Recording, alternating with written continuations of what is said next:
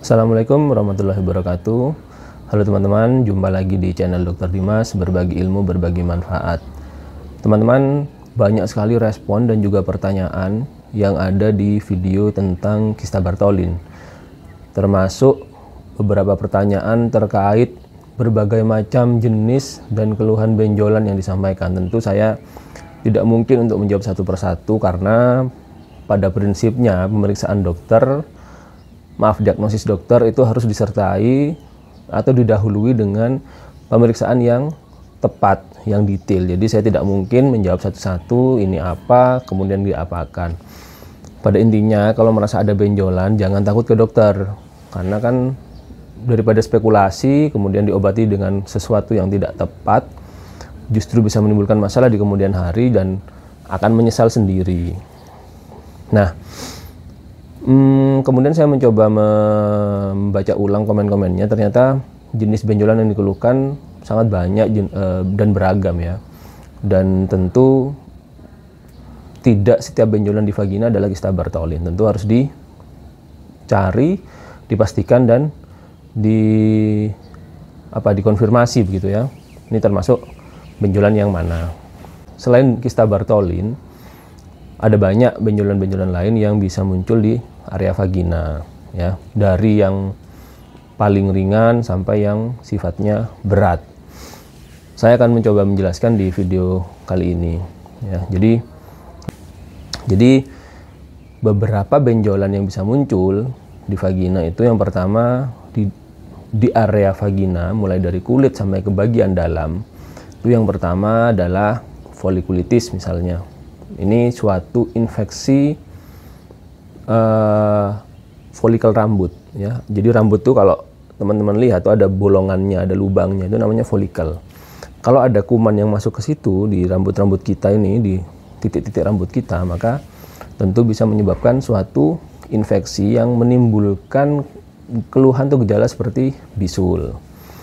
Pengobatannya tidak rumit, tidak sulit, cukup diberikan antibiotik begitu ya, atau biasanya diberikan dengan salep dan tentu harus dijaga kebersihannya. Antibiotiknya apa, salepnya apa, tentu kita tidak bisa menyarankan langsung karena bisa saja berbeda gitu. Biasanya kalau yang keluhannya berupa bisul seperti ini, meskipun benjolannya kecil itu nyerinya lumayan signifikan karena dia memang sangat superficial, sangat dekat dengan kulit, sangat dekat dengan permukaan, dan di permukaan itu ada banyak serabut-serabut saraf sehingga menimbulkan nyeri yang cukup signifikan, apalagi bila disertai dengan adanya nanah di dalamnya, biasanya cukup mengganggu ya, cukup mengganggu. Itu yang pertama ya. Kemudian yang kedua adalah adanya lesi herpes gitu ya.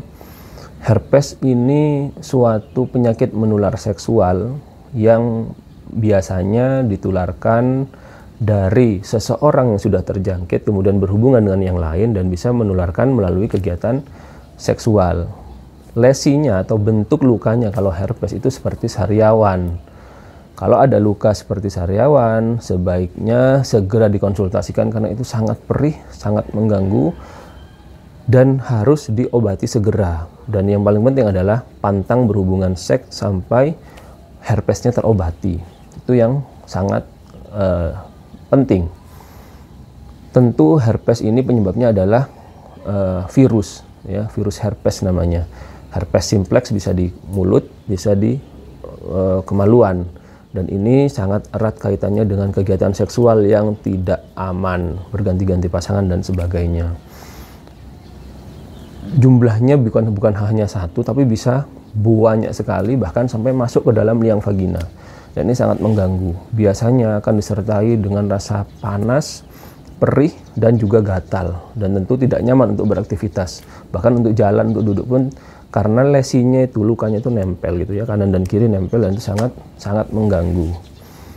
Pengobatannya tentu memerlukan pengobatan antivirus yang harus dilakukan di dokter kandungan ya. Minimal periksa ke dokter umum, diperiksa terlebih dahulu, kemudian dipastikan ini lesi herpes atau bukan.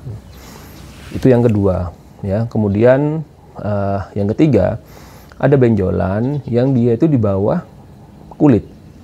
Itu suatu tumpukan lemak, namanya adalah lipoma.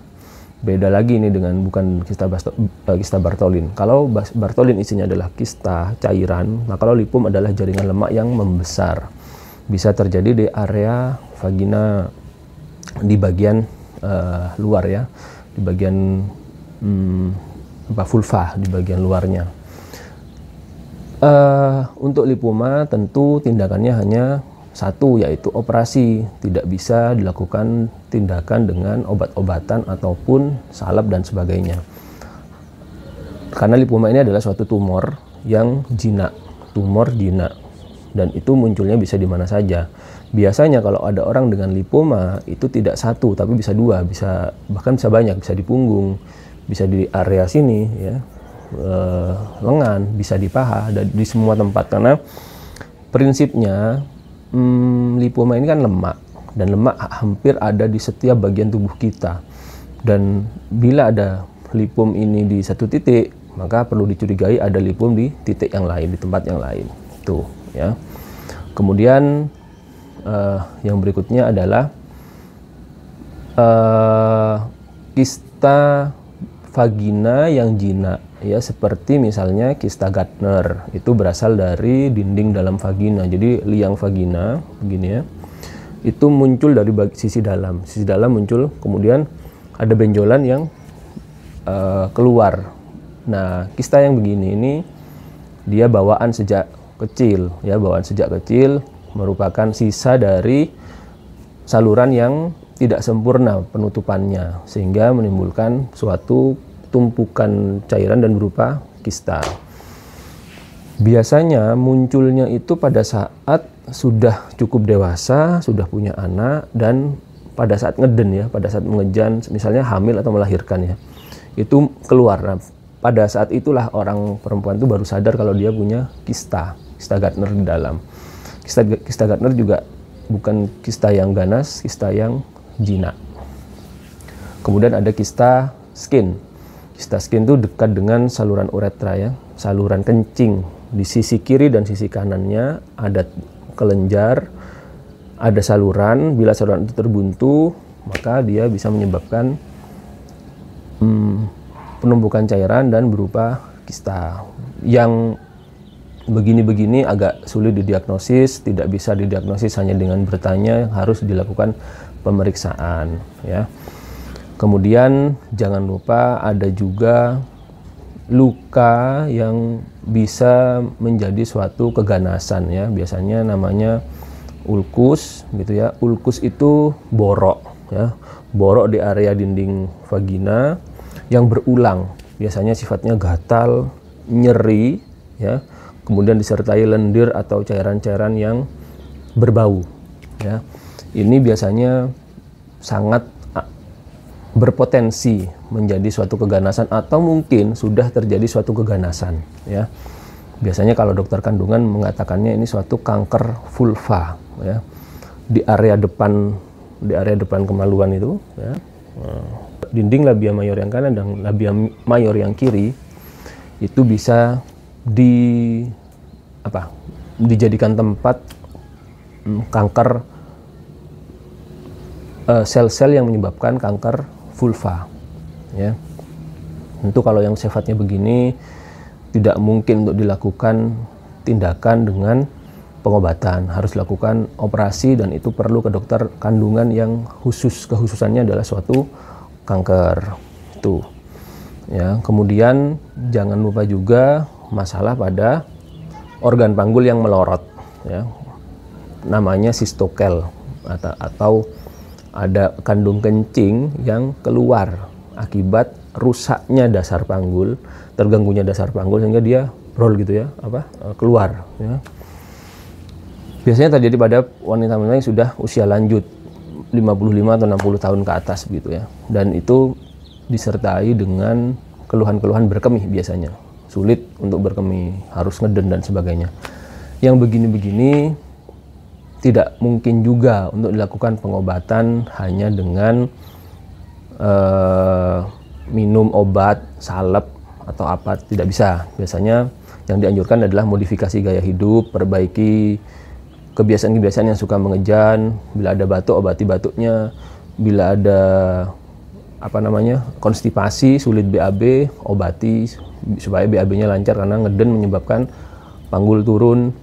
Kemudian kebiasaan-kebiasaan angkat berat ya dengan cara yang salah, maka bisa menyebabkan tekanan perut itu meningkat sehingga organ-organ yang di dalam perut akan cenderung turun ke bawah. Ini perlu diperhatikan ya. Kemudian ada juga mioma atau miom yang munculnya dari dinding leher dari leher rahim, yang dia bertangkai dan dia menjulur keluar, dan ini yang disebut dengan mioma bertangkai. Biasanya disertai dengan perdarahan ya, ada perdarahan, tidak nyeri, tidak bau, tidak gatal, tapi ada perdarahan. Baunya karena ada perdarahan yang biasanya cukup banyak karena dia posisi di luar vagina menjulur begini ya. Ini tergesek oleh celana dalam atau pembalut. Ini menyebabkan suatu perdarahan.